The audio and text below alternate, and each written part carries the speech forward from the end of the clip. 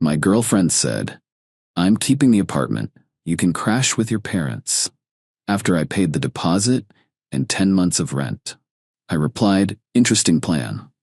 Then I called the landlord, my uncle, and explained the situation. When she got the 24-hour eviction notice, her panicked calls revealed.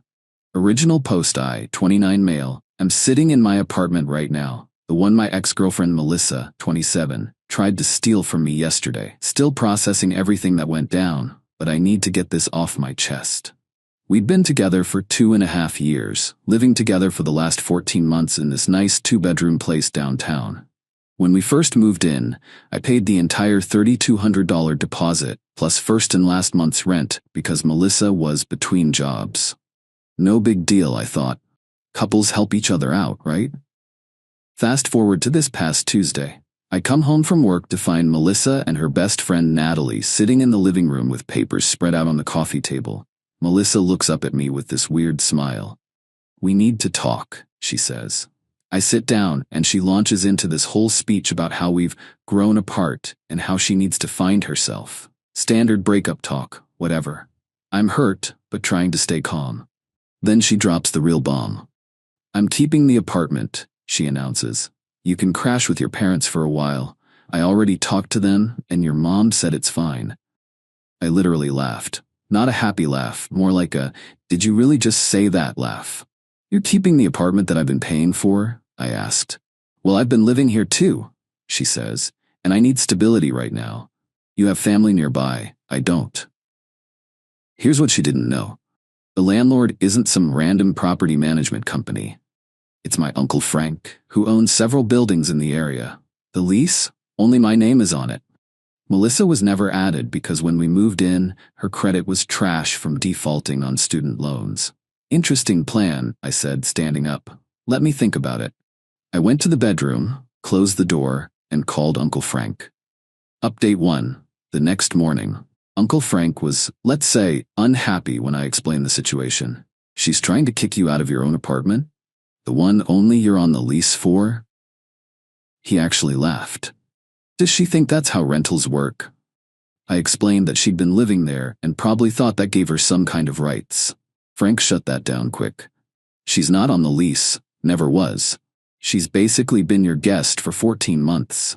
I can have an eviction notice drawn up immediately if you want her out." I told him to give me 24 hours to try handling it myself first. He agreed, but said if she gave me any trouble, he'd handle it the legal way.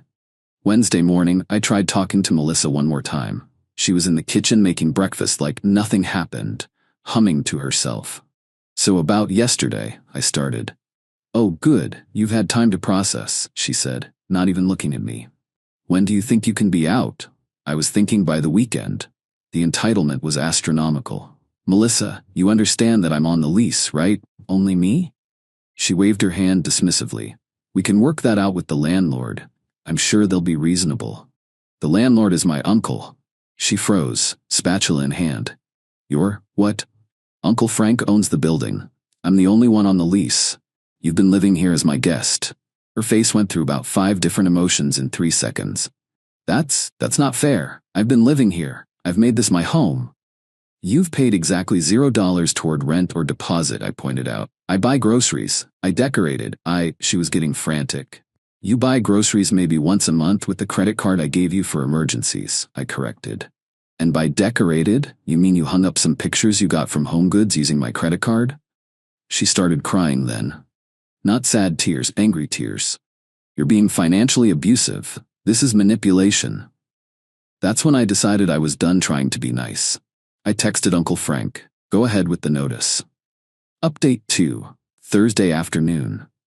The notice was served Thursday at 2 p.m. I was at work, but Melissa sure wasn't. According to my neighbor Derek, who works from home, there was quite a scene.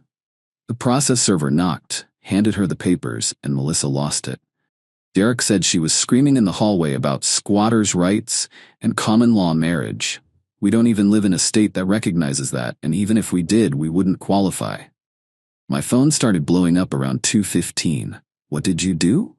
24 hours? Are you insane? This is illegal. I have rights. I'm calling a lawyer." You can't do this to me. Then Natalie started, you're seriously evicting her and her? What kind of man does that? She thought you loved her. This is abusive behavior.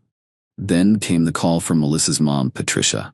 I actually answered this one because I'd always liked Patricia. Dennis, she said. She never could remember my name was David. What's this about you throwing Melissa out? I explained the situation calmly. How Melissa had tried to kick me out of my own apartment, how she'd never paid rent, how she wasn't on the lease. Patricia was quiet for a moment. Then, she told me you two decided together that she would take the apartment. No, Patricia. She decided that and told me I could go live with my parents. Oh. Another pause. That does sound like something she'd do. She did the same thing to her roommate in college. Wait, what? Turns out Melissa had a history of this. In college, she'd convinced her roommate to move out temporarily during finals week, then changed the locks and kept the dorm room to herself. The roommate had to get the university involved. I thought she'd grown out of that, Patricia said, sighing. I'll talk to her. Update 3, Friday morning. Friday morning rolled around, and Melissa had apparently spent all night consulting with every legal expert she could find. Her Instagram stories were full of legal advice posts and know your rights infographics. She confronted me at 7 a.m. with a printed stack of papers. According to these sources, I'm a tenant regardless of whether I'm on the lease. You need to give me 30 days notice minimum.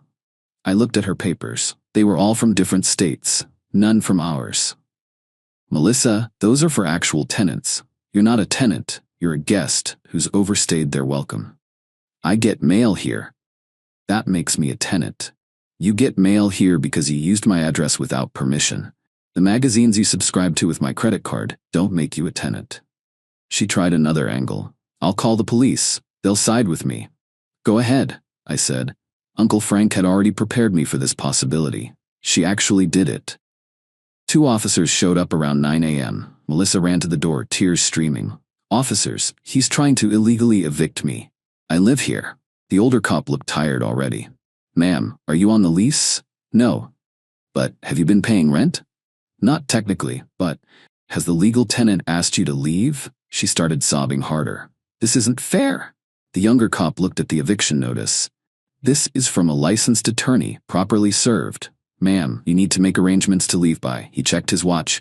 2 p.m. today. But where will I go? She wailed. That's not his problem, ma'am, the older cop said, looking at me with something like sympathy. Sir, if she's not out by 2 p.m., call us back. Update 4. The panic sets in. After the cops left, Melissa went into panic mode. The entitled attitude crumbled, replaced by desperate bargaining. David, please, can we talk about this like adults? We tried that. You told me to move back with my parents. I was emotional. I didn't mean it like that. How did you mean it then? She couldn't answer that. By noon, she was making calls, trying to find somewhere to stay. I heard her on the phone with Natalie. What do you mean you don't have room? You have a whole couch. What about just for a few nights? This is an emergency. Then calling other friends, each conversation getting more desperate. Apparently, nobody wanted to take her in. Shocking, considering how she treated people. At 12:30, she tried one last manipulation. If you kick me out, I'll post everything on social media. Everyone will know what kind of person you are.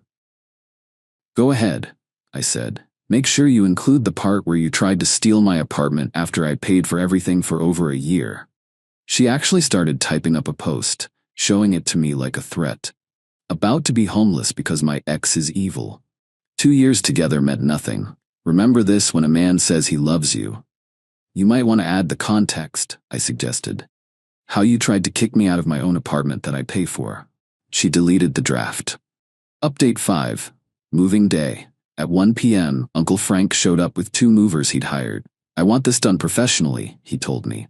No room for her to claim we damaged anything. Melissa's stuff wasn't that much, honestly. Clothes, makeup, some books, her gaming setup that I'd bought her for Christmas. The movers had everything boxed and ready to go in under an hour. Where should we take it? One mover asked. Melissa was sitting on the couch frantically texting. I don't know. I don't have anywhere. Can you just leave it here until I figure it out? No, Uncle Frank said firmly. You have 10 minutes to decide. or we're putting it in storage and you can pay to get it out." She called Patricia. I could hear Patricia's voice through the phone. "I told you this would happen, Melissa. Your dad and I are in Florida for the month. Call your cousin Rita." Rita apparently lived an hour away and wasn't happy about the situation, but agreed to let Melissa stay for a few days only.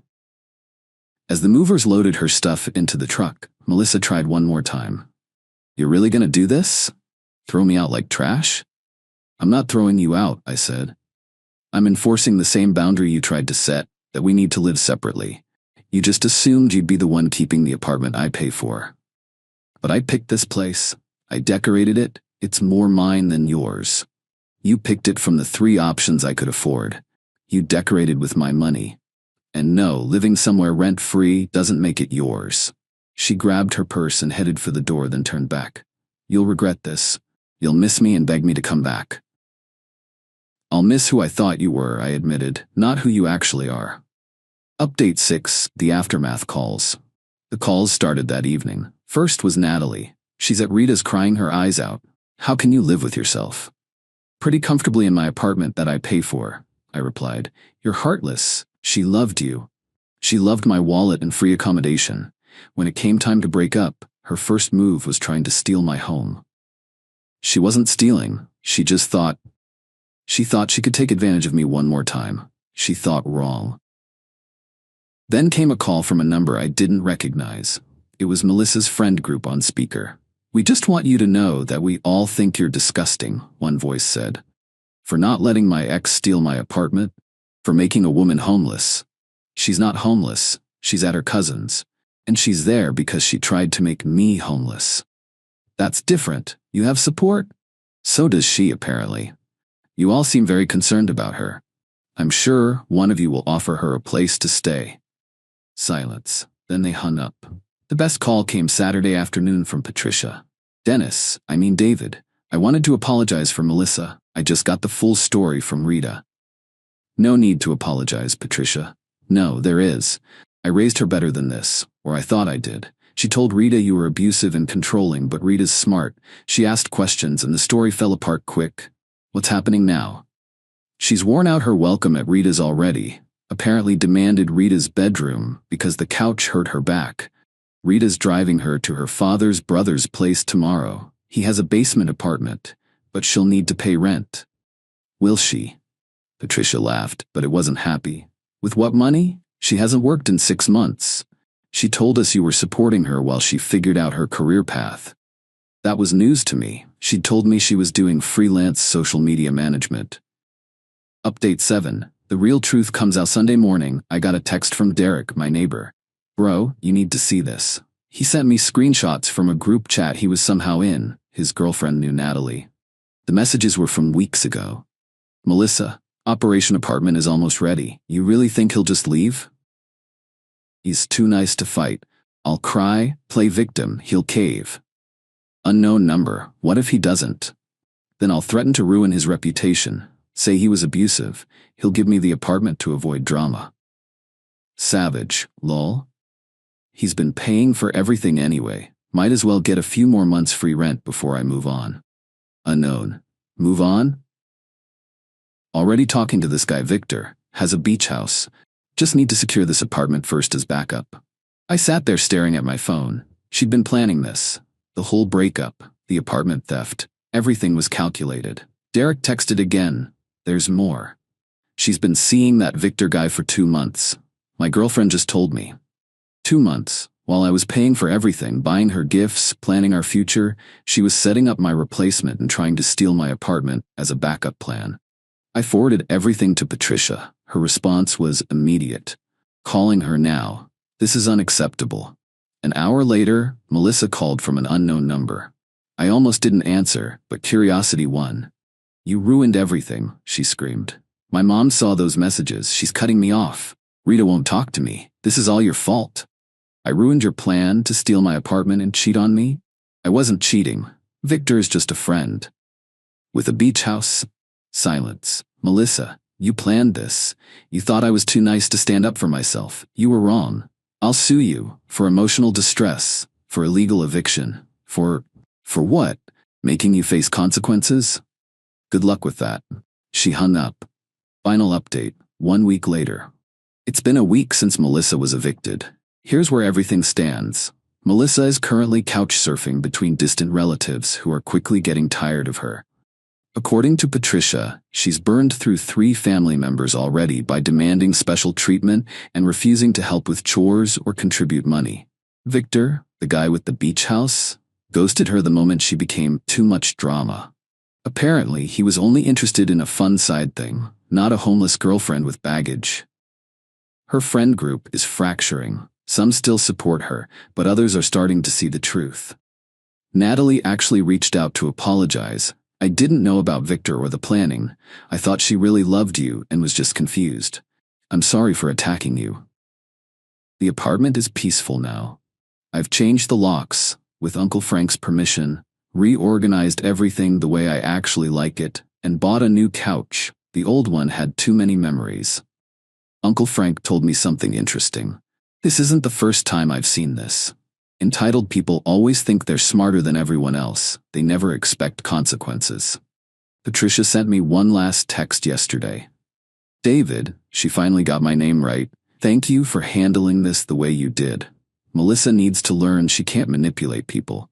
She's 27, not 17. It's time she grew up. I'm sorry she put you through this. I'm not gonna lie and say I'm completely over it. 2.5 years is a long time, and finding out it was all a game to her hurts. But at least I found out now, before marriage or kids made it complicated. The funny thing is, if she just asked to break up normally, and given me time to figure out arrangements, I probably would have helped her find a place. Maybe even helped with the deposit. But the entitlement, the assumption that she could just take what was mine, the planned manipulation, that killed any sympathy I had.